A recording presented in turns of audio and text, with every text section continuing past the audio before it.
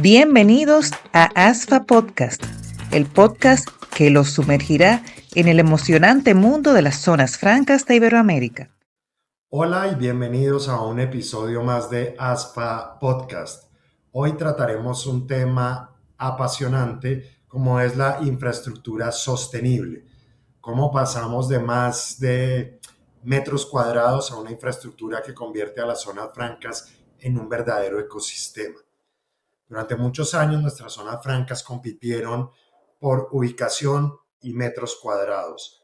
Hoy la historia es bastante distinta y compiten por algo mucho más profundo, por las capacidades.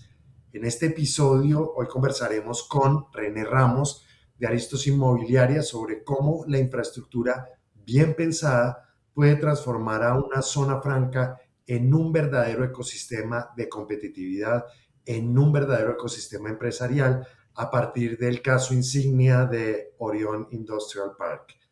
René, bienvenido a ASFA Podcast. Muchas gracias, Julio, y por supuesto siempre es un gusto estar nuevamente en este foro de ASFA Podcast donde nos gusta pues compartir un poco de lo que hacemos y por qué no decirlo de lo que nos gusta tanto hacer, que es crear y ahora pues cada vez más enfocados en el tema de sostenibilidad, como tú lo dices, porque ya no es un trend, creo yo, ya es una necesidad del mercado que también en el desarrollo de la infraestructura vaya acompañado de una buena estrategia de sostenibilidad y de la sostenibilidad real, ¿verdad? La que realmente impacta, la que realmente hace. Qué bien, René. René, pues para no dar más largas a esta conversación y hablando y siguiendo en la línea con lo que venías comentando, sería muy interesante para nosotros entender en qué momento ustedes entienden que desarrollar la infraestructura ya no es simplemente construir, sino que el desarrollo de la infraestructura es diseñar estrategia. Julio, es una pregunta interesante, pero al final nosotros tenemos poquito más de 35 años de estar en el tema de zona franca ya, ¿verdad? Y creo que nuestra zona franca más grande, que se llama American Industrial Park, es la que cuenta mejor esa historia. A mí me gusta expresarlo así porque cuando vemos, digamos, lo que podría ser la primera fase de los primeros 5 o 7 años de desarrollo, vemos naves un poco más bajas, menos áreas verdes, menos estacionamientos y los accesos a ciertos servicios conexos un poco más escasos o distantes. Y conforme tú vas avanzando en cómo esa zona franca se fue desarrollando, vas viendo diferentes cosas. Vas viendo más áreas verdes, vas viendo naves más altas. Si entras a las naves vas a ver mejores pisos, ¿verdad? Pisos con un mejor enfoque industrial y demás. Y cuando ya llegamos a Orion Industrial Park, que fue concebido desde su fase de planificación como un Eco Industrial Park, ves el final de todo ese desarrollo. Entonces, ¿qué quiero decir? Yo creo que nosotros mucho un deseo del desarrollador como Aristos Inmobiliaria de ir a la vanguardia de lo que hay, de lo que ofrece la construcción, pero también de lo que necesita la industria en nuestros países y sobre todo lo que necesitamos para atraer industria a nuestros países. Entonces, te puedo decir que ha sido un desarrollo constante en los últimos 35 años, pero probablemente mucho más marcados en los últimos 10 años, donde se da un mayor enfoque al tema o empezamos a hablar de sostenibilidad. Empezamos en ese momento a hablar de energías renovables, empezamos a hablar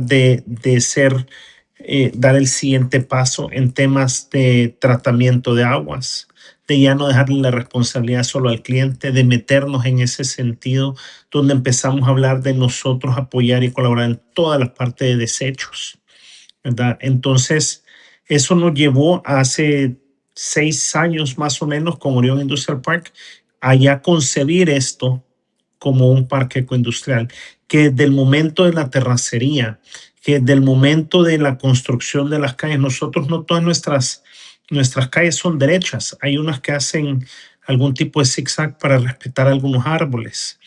los árboles más antiguos y grandes dentro del terreno que quedaban, pues digamos, en medio de una parte del desarrollo fueron trasplantados, ¿verdad?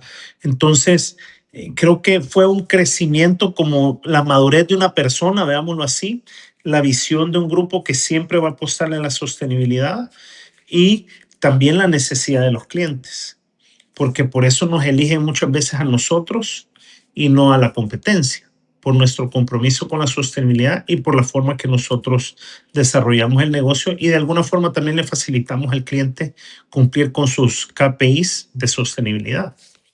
René, apasionante ver cómo en el transcurso de estos años, digamos con América y ahora digamos desde la concepción con Orión, pues van viendo unos temas desde la óptica de la sostenibilidad, desde lo que requiere el cliente, el usuario que se va a instalar en la zona franca, digamos en sus KPIs de sostenibilidad, pero también sería muy interesante conocer si ustedes en el diseño, digamos, y en los aprendizajes de estos últimos años, también cuando se concibió Orión,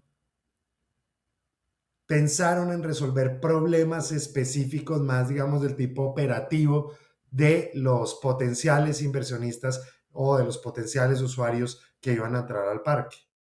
Definitivamente sí, y Orión muy puntualmente nace con un Build to Suit, entonces eso nos facilitó más poder enfocarnos en las necesidades del cliente. Sin embargo, teníamos que pensar más allá que un cliente, ¿verdad? Porque estamos por desarrollar un parque que tiene capacidad de cerca de 200,000 metros cuadrados de piso industrial, a pesar de que el primer cliente era la tercera parte del piso industrial desarrollar. Siempre teníamos que ver que todos los demás también tuvieran esas ventajas. Y la premisa fue que el usuario o que nuestro cliente haga lo que tenga que hacer. Entonces, en ese sentido, nosotros declaramos ser quienes hacen toda la parte de los desechos. Nosotros hacemos separación de residuos en nuestra ecoestación. Nosotros lo disponemos por el cliente.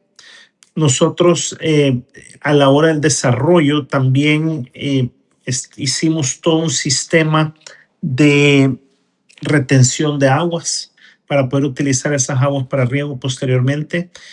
Al mismo tiempo el tema del tratamiento del agua. Entonces no le dejamos al cliente, digamos, ese, entre comillas, problema, sino que el cliente llega a su nave, pone lo que tiene que hacer y se dedica a su operación. En este caso era una operación logística y a eso van y a eso se dedican. Y todo lo que está alrededor nosotros hemos buscado facilitarlo. Hemos buscado facilitarlo también desde, evidentemente, cuando es un Build to Suit, o sea, tenemos cuadriculadas hasta la distancia de las columnas para que le pudiera maximizar lo más posible. Y es muy interesante porque no se me olvida, la separación de las columnas son 22 metros punto 5. O sea, no es un número cerrado, no es un número tradicional, pero eso es lo que le funcionaba al cliente. Y creo que eso es evidentemente un diferenciador para poder buscar esas soluciones que evidentemente así nace, así se concibe, pero ahora que ya tenemos 100,000 metros desarrollados, el 50% del parque, la posición para con el cliente sigue siendo la misma, ¿verdad? Y otra cosa que ha sido muy importante en tema de solución del cliente es que nosotros le ofrecemos una ventaja competitiva versus cualquier otro desarrollador, al menos en El Salvador, es que nosotros siempre les vamos a permitir crecer. ¿Verdad? Con nosotros, esa ha sido una de las cosas que más nos han permitido mantener clientes probablemente, y es, si hoy necesito 10,000 metros, pero mañana necesito 20,000, siempre les vamos a permitir al cliente crecer. Si no tengo espacio en esa zona franca, se lo doy en otra y no le voy a penalizar nada por terminar un contrato antes en una. ¿Verdad? Entonces, esa flexibilidad que nosotros permitimos ha sido como un diferenciador. Aparte, definitivamente nuestro compromiso sostenible, creo que no lo he mencionado, pero nosotros tenemos un acuerdo de producción limpia firmado con el IFC y con el gobierno de El Salvador en representación nuestra y evidentemente de nuestros usuarios. Y René, ahí hay un tema que a mí me cuestiona mucho porque pues entendemos, ustedes tienen una visión desde la sostenibilidad, desde la competitividad, una visión, uno llamaría de largo plazo, ¿no? Y unos criterios bastante fuertes de Build to Suit, cómo vamos a ser flexibles con nuestro cliente, etcétera. Pero detrás hay un negocio inmobiliario y hay unas metas que hay que cumplir. ¿Ustedes cómo equilibran esa visión de largo plazo con la presión, digamos, diaria del retorno inmediato? Magia, te podría decir, quizás, eh, pero un poco más en serio, creo que el dos cosas. Nos permite la forma que nosotros construimos y que hemos ido desarrollando nuestro negocio con una mayor visión. Nosotros las tierras que estamos ocupando ahora se compraron hace 20 años, ¿verdad? Entonces se fue creando un bankland con el tiempo. Eso nos ha permitido como de alguna forma amortizar la inversión. Y lo otro, creo que también el hecho de que o de tener un ecosistema tan fuerte de sostenibilidad y de simplificarle al usuario su operación, también el usuario puede darle algo de valor a eso, ¿verdad? Entonces eso también te puede complementar. Al mismo tiempo, el caso de Orión es muy peculiar porque nosotros logramos con una banca multilateral un acuerdo para el desarrollo de Orión, ¿verdad? Entonces, al día de hoy, nosotros trabajamos con una sola banca multilateral en ese proyecto y que muchas veces también nos permite un acceso a un financiamiento que tiene, digamos, tasas un poco más competitivas de las que podríamos buscar o encontrar en la banca local. Y eso evidentemente nos pone en una posición que podemos también tener precios competitivos, que no solo que nos salgamos del mercado y que porque ofrecemos más y todo esto, al final del día muchas veces hay unas decisiones que también son económicas, no son meramente por servicios agregados o valores agregados. Entonces, creo que si lo resumo, tu pregunta sería una planeación que viene o una visión que viene de muchos años atrás para llegar a donde hemos estado. Y segundo, el trabajo con multilaterales también ha sido muy provechoso, pero para poder llegar a trabajar con los multilaterales tuvimos que haber creado la visión anterior y tener que tener todos estos conceptos de sostenibilidad muy alineados a lo que la banca multilateral busca. Claro, claro. René, me decías que ya Orión lleva un desarrollo del 50%, ¿cierto? Tienen Sí. una idea muy clara detrás de Build to Suit, en el desarrollo del parque. Tú lo expresabas muy bien, no le vamos a dejar esos problemas, entre comillas, al usuario que venga a instalarse al parque. Ustedes, digamos, con la experiencia que ya tienen, han podido detectar o tienen medición de cómo el desarrollo de esta infraestructura sostenible que ustedes vienen dando en Orión ayuda a la eficiencia operativa de las empresas instaladas en el parque? La respuesta es sí. Mira, en la primera parte muy operativa, digamos, todo el tema de nosotros enfocarnos en toda la parte del reciclaje, de crear programas de segunda vida para algunos productos y todo eso, el hecho de que seamos nosotros quien lo hace le facilita al usuario a nivel operativo una buena parte, ¿verdad? Partiendo de esa pequeña premisa, que digamos no es el grueso, pero luego la forma en la que nosotros hemos hecho, por ejemplo, toda la parte interna es hecha con un adoquín ecoamigable que el agua puede permear. No tenemos problemas de inundación, no tenemos problemas. Si fuera asfalto, por ejemplo, podría ser un potencial riesgo. Si hay algún tipo de reparación, lo podemos levantar, reparar y es mucho más eficiente, mucho más rápido, lo cual de alguna forma para el cliente también se convierte en un beneficio. Al mismo tiempo, te puedo decir que al haber sido esto pues un Build to Suit también les permite a ellos maximizar sus espacios y poderlo traducir en ahorros. Y luego una cosa muy importante de lo que nosotros estamos muy orgullosos son dos cosas, de nuestros pisos y nuestros techos. Por ponerte un ejemplo, esa nave de Orión tiene dos, dos aguas. Son 80 metros cada una y la lámina mide 80 metros. No tenemos uniones, no tenemos nada, entonces tenemos 4 años y medio más o menos de tener esta nave en operación y no tenemos ninguna gotera. Esto para el cliente es un tema en comodidad y en no incomodar algún tipo de superación por un tipo de mantenimiento menor. Al mismo tiempo, el tema de los pisos. Nosotros hacemos pisos súper planos y buscamos algún tipo de aliado que nos permita tener materiales ecoamigables.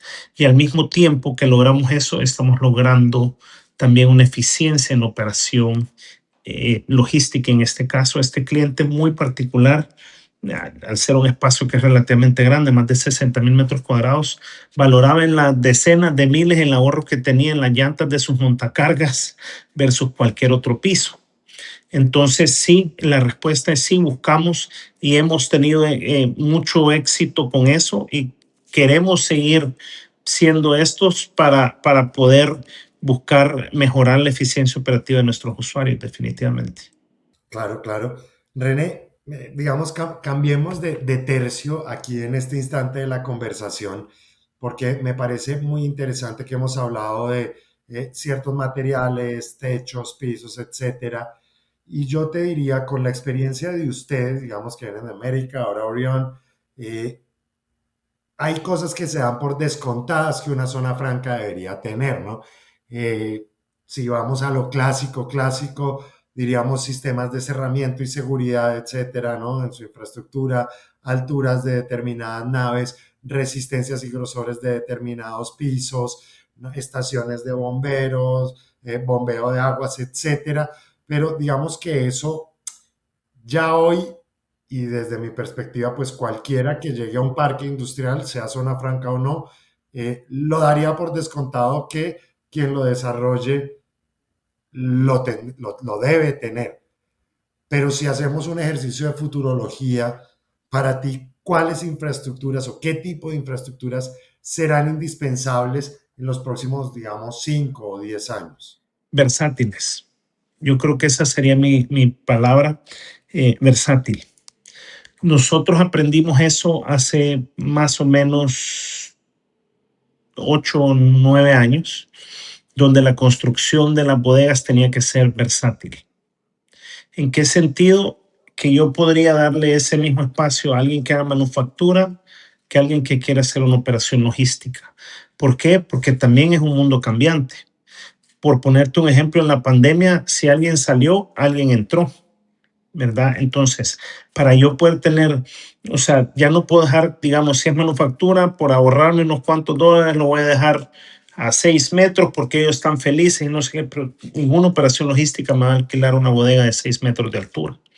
Entonces, nosotros trabajamos ese tema versátil para poder aplicar a ambas, ¿verdad? Lo mismo, digamos, manufactura maneja un poco el nivel eh, de mayor tema de temperatura, les preocupa un poco más la temperatura por la gente y demás.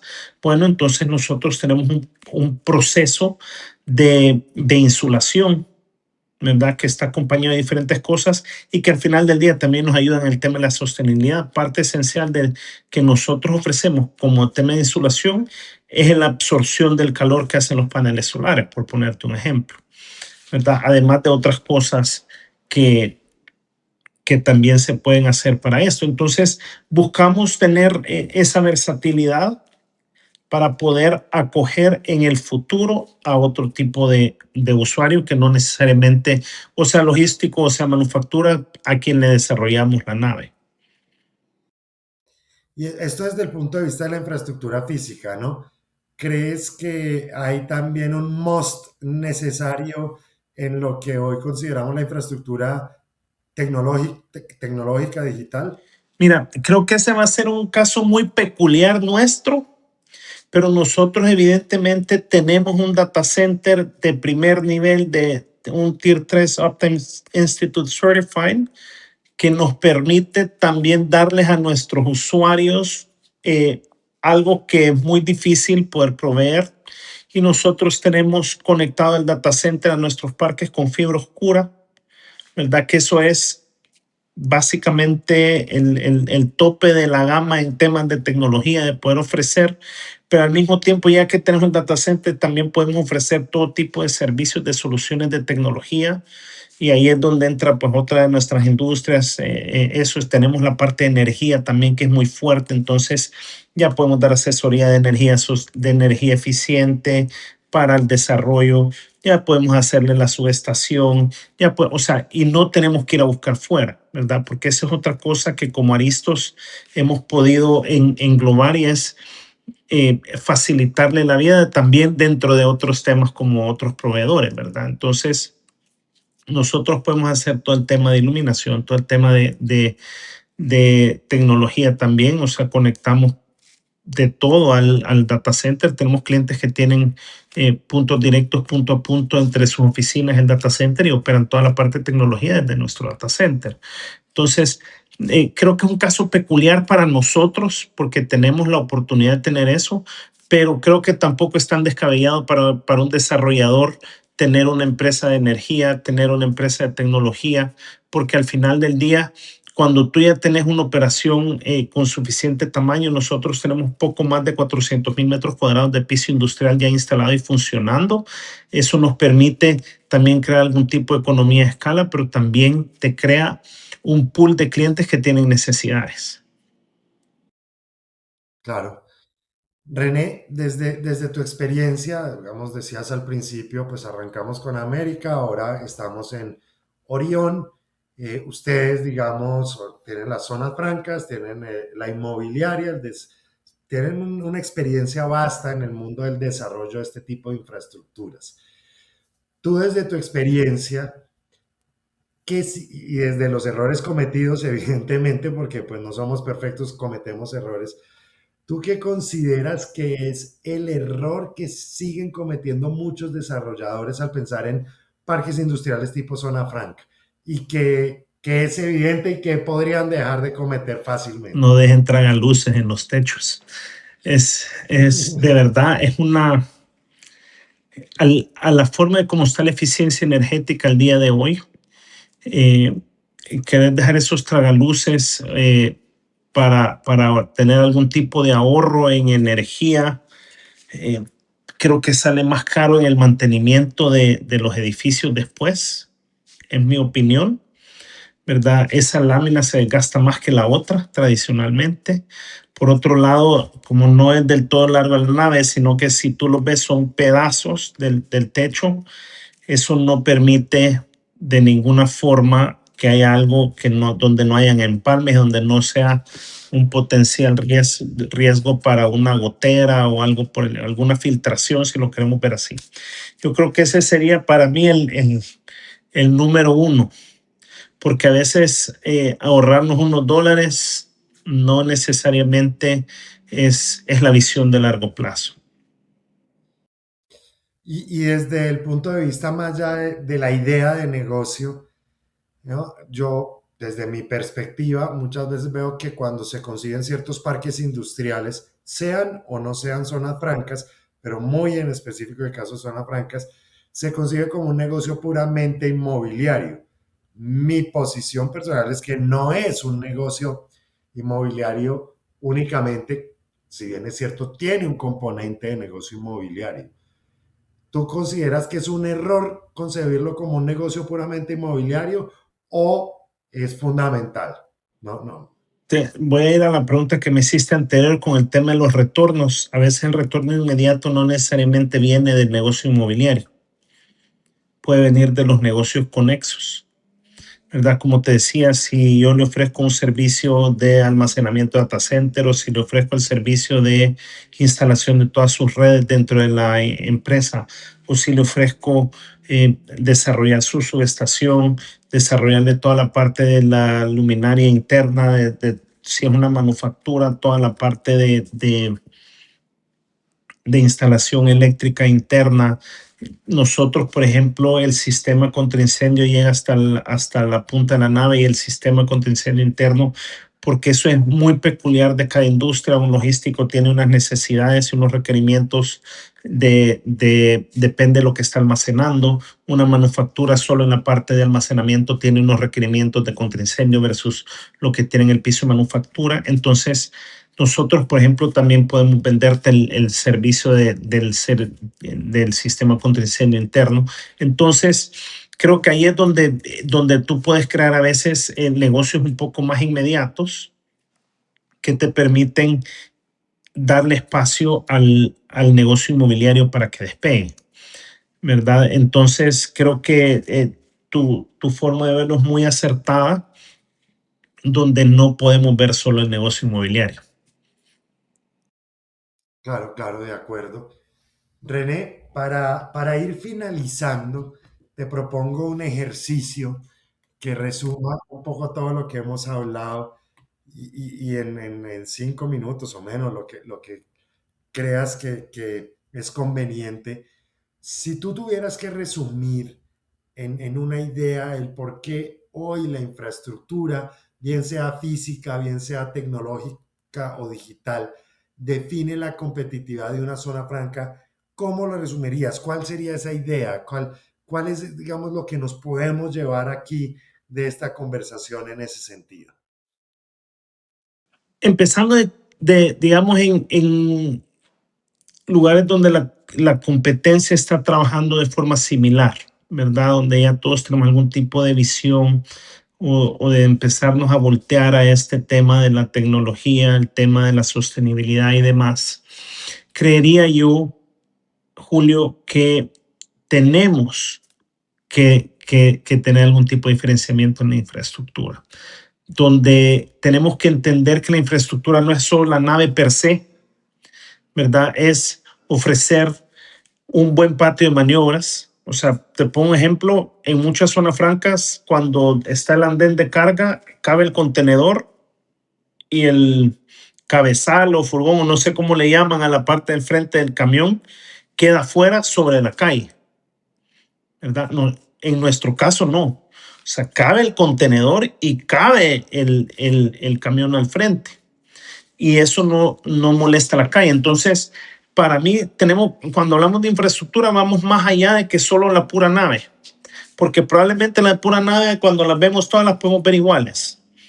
Pero nosotros tenemos lo que nos diferenciadores de pisos superplanos que permitan ahorros, infraestructura externa definitivamente y complementos de infraestructura. Por ejemplo, nosotros tenemos la clínica médica centralizada para todo el parque.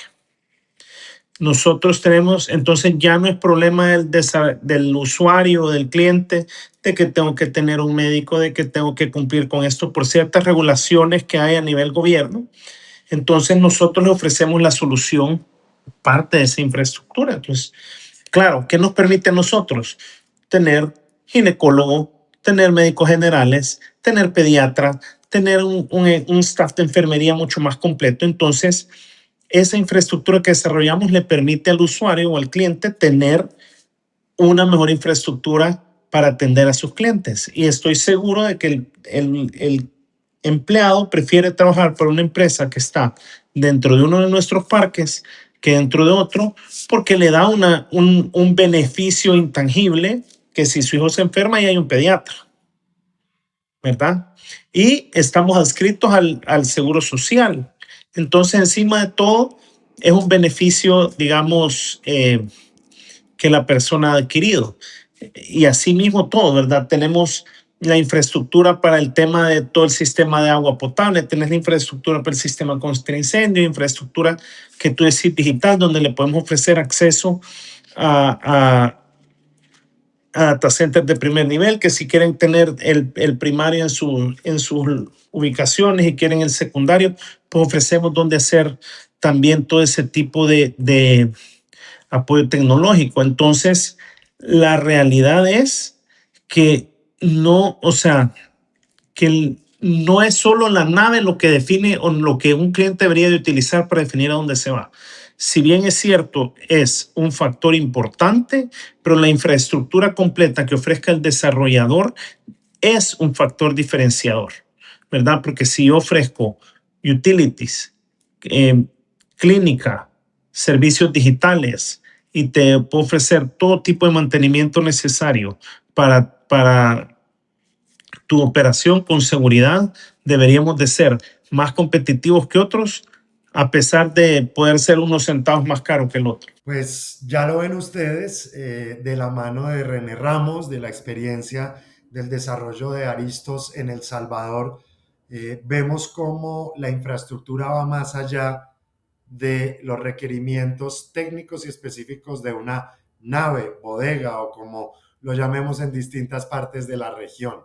La infraestructura debe ser pensada hoy desde la sostenibilidad, desde las necesidades del cliente y desde esos beneficios intangibles que le puede brindar el desarrollador de un parque industrial zona franca a sus usuarios o sus potenciales usuarios. René, muchísimas gracias por acompañarnos hoy desde El Salvador. Esperamos podernos ver más adelante y hablar de otros temas que yo sé que también ustedes como grupo vienen trabajando de forma intensa e intensiva, como temas de desarrollo tecnológico y otros similares. Gracias por estar en este capítulo de ASFA Podcast. Muchas gracias, Julio, y un gusto estar con ustedes. Y con esto concluimos otro apasionante episodio de ASFA Podcast. Recuerde, el futuro de las zonas francas está lleno de oportunidades.